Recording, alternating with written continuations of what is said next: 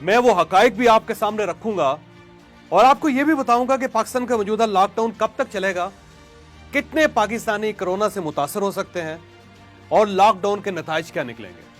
لیکن میں اس سے پہلے آپ کو چند لمحوں کے لیے 100 سال پیچھے لے جانا چاہتا ہوں۔ 1918 میں یورپ میں کرونا ٹائپ کا ایک وائرس پھیلا تھا۔ وہ وائرس اسپینش انفلوئنزا کہلاتا تھا۔ یہ اٹلی کے چھوٹے سے ٹاؤن کرونا سے نکلا اور اسپین پہنچ کر اس کی شدت میں 1000 گنا اضافہ ہو گیا۔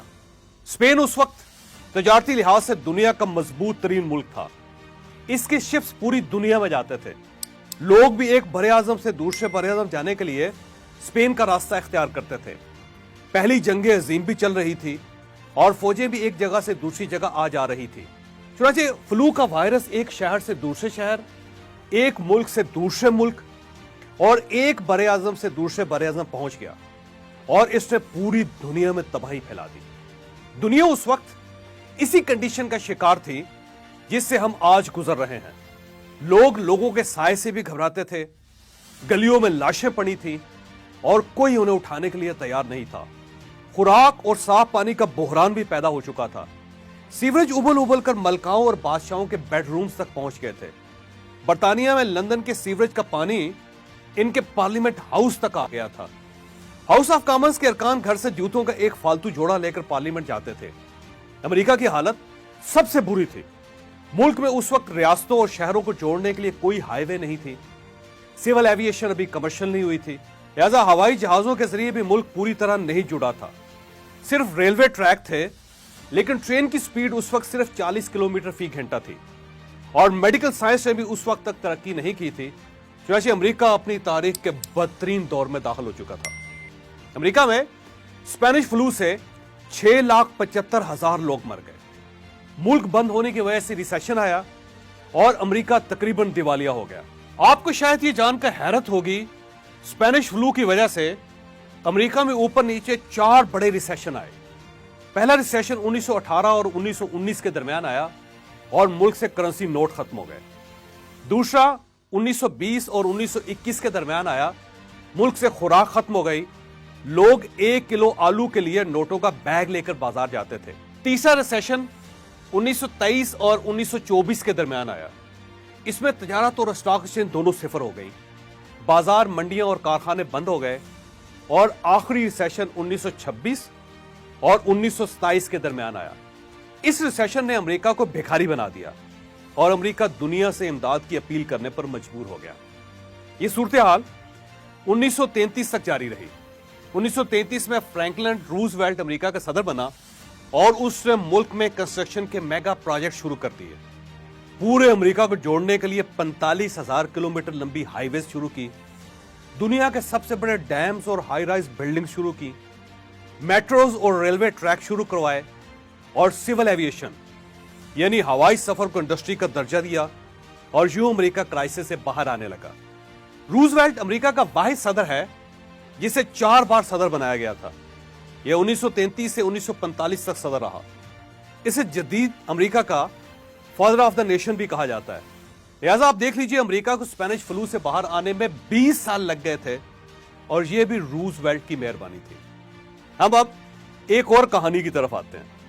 اسپینش فلو کے دوران کیلیفورنیا امریکہ کی واحد ریاست تھی جس نے ورلڈ آفٹر فلو پر کام شروع کیا تھا۔ کیلیفورنیا میں اس دور میں فارماسیوٹیکل کمپنیاں بنی، ریاستی حکومت نے تجارتی پالیسی بنائی اور ملک بھر کے سرمایہ کاروں کو مفت زمینیں دینا شروع کر دیں۔ پوری دنیا کے ہنرمندوں کو دعوت دی کہ آپ کیلیفورنیا آ جائیں اور انہیں بے شمار مفت سہولتیں دینا شروع کر دیں۔ فلم انڈسٹری کو دنیا کی سب سے بڑی انٹرٹینمنٹ انڈسٹری بنانے کا منصوبہ بنایا، اسلحہ سازی کی فیکٹریاں لگائیں، جہازوں کے کارخانے بنا دیے اور ٹورزم کو انڈسٹری بنانے کا فیصلہ کر لیا۔ کیلیفورنیا 1920 سے 1930 تک 10 سال یہ کام کرتی رہی اور آپ یہ جان کر حیران رہ جائیں گے، یوں ہی امریکہ ریسیشن سے نکلا، اسپینش فلو ختم ہوا، کیلیفورنیا دنیا کی سب سے بڑی اکانومی بن کر ابھرنے لگی۔ یہ اس وقت بھی دنیا کی 5ویں بڑی اکانومی ہے، یعنی امریکہ کی اکیلی ایک ریاست ریونیو میں دنیا میں 5ویں نمبر پر ہے۔ دنیا میں سب سے زیادہ بلینئرز بھی اس وقت کیلیفورنیا میں۔ کیلیفورنیا میں 162 बिलियनर्स हैं। दुनिया में इस वक्त 100 बड़ी कंपनियां रूल कर रही हैं। ये सब कैलिफोर्निया से ताल्लुक रखती हैं। आप वॉल्ट डिज्नी से लेकर Google, Microsoft, Apple, chevron, gap और मैकडॉनल्ड तक किसी बड़ी कंपनी पर उंगली रख लें, ये कैलिफोर्निया के निकलेगी और इसकी बेस स्पेनिश फ्लू में होगी। कैलिफोर्निया के 162 बिलियनर्स भी वो लोग हैं जिनके वालिदैन स्पेनिश फ्लू के दौरान कैलिफोर्निया आए थे या उन्होंने वर्ल्ड आफ्टर फ्लू प्रोग्राम के दौरान काम शुरू किया था। लिहाजा मैं आज आपसे यह कहना चाहता हूं कि कोरोना बेशक खौफनाक है, यह पाकिस्तान समेत पूरी दुनिया की इकोनॉमी तबाह कर देगा, लेकिन याद रखें यह इसके बावजूद इंसानी तारीख की सबसे बड़ी अपॉर्चुनिटी भी है। आपने अगर इसे ग्रैब कर लिया तो आप और आपकी नस्लें संवर जाएंगी, और अगर आपने यह मौका भी गंवा दिया तो कम से कम आपकी 5 नस्लें आपको बद्दुआएं देंगी। लिहाजा आप हमारी फ्यूचर की वीडियोस देखते रहिएगा। हम आपको कोरोना से जन्म लेने वाली अपॉर्चुनिटीज बताते रहेंगे। आप अगर किसी एक के साथ भी जुड़ गए तो आप कमाल कर देंगे। मैं अब आपको यह बताऊंगा कि यह लॉकडाउन कब तक जारी रहेगा। मेरी इतलात के मुताबिक ये सूरत हाल जून तक जारी रहेगी। लिहाजा आपको मजीद 3 से 4 माह घरों में रहना पड़ेगा। मेरा मशवरा है आप इसकी तैयारी कर लें, और इसके बाद यह भी याद रखें दुनिया 2020 में मुकम्मल तौर पर नहीं खुल सकेगी। हवाई सफर और बहरी रास्तों से तजारत भी कम हो जाएगी। यूरोप और अमेरिका कोरोना से सबसे ज्यादा मुतासर हो रहे हैं। इटली, स्पेन, फ्रांस और बर्तानिया की बुरी हालत हो चुकी है। अब जर्मनी की बारी है, यह भी क्रैश कर जाएगा।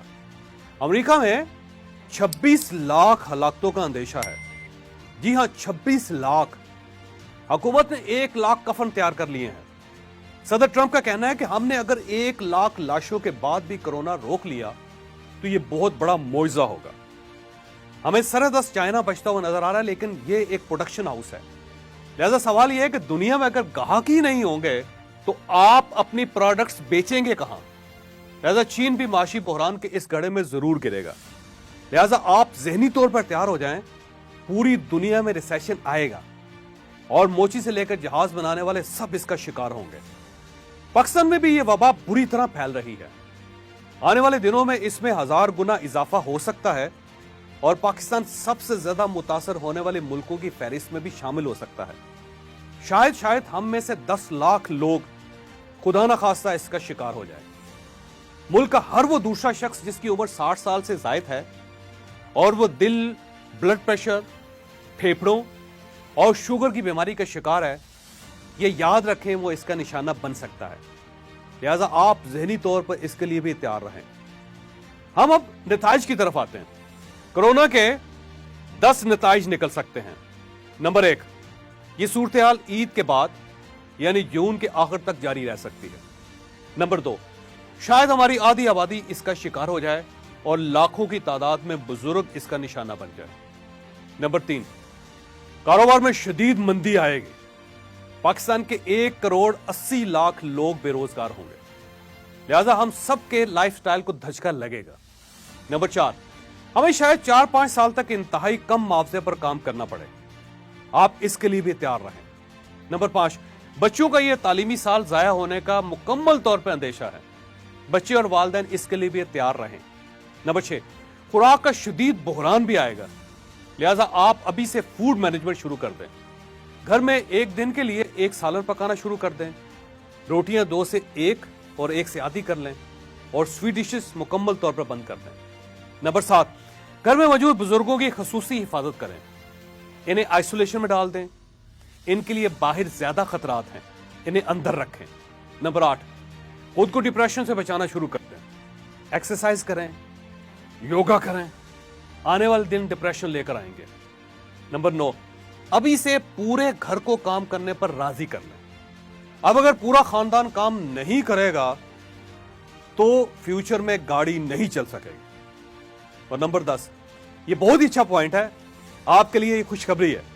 आपने अगर ये 3 माह अच्छी प्लानिंग कर ली, फ्यूचर की कोई स्किल सीख ली या बिजनेस का कोई नया प्लान बना लिया, तो फिर आप कैलिफोर्निया साबित होंगे।